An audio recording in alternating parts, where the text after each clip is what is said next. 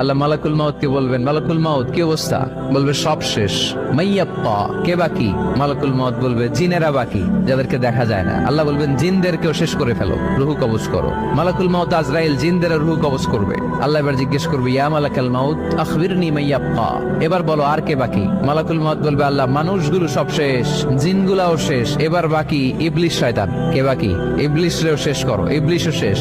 আল্লাহ আবার জিজ্ঞেস করবেন, ইয়া মালাকাল মাউতি মাইয়াপ্পা, আর কে বেঁচে আছে বলো? মালাকুল মাউত বলবে, আল্লাহ আপনার কথা অনুযায়ী পৃথিবীর সব মানুষের রূহ কবজ করলাম, সব জিনদের রূহ কবজ করলাম, ইবলিসের রূহ কবজ করলাম, এখন আছে শুধু ফেরেশতা। আছে কারা? যাও ফেরেশতাদের রূহ কবজ করো। ফেরেশতাদের রূহ কবজ হয়ে যাবে। এবার আল্লাহ জিজ্ঞেস করবেন, ইয়া মালাকাল মাউত আখবিরনি মাইয়াপ্পা। মালাকুল মাউত বলবে, আল্লাহ আপনার কথা মতো ধরে ধরে সব শেষ, ফেরেশতাও শেষ, 4 জন ছাড়া। কয়জন ছাড়া? জোরে বলেন, কয়জন ছাড়া? ইসরাফিল, জিব্রাইল, মিকাইল,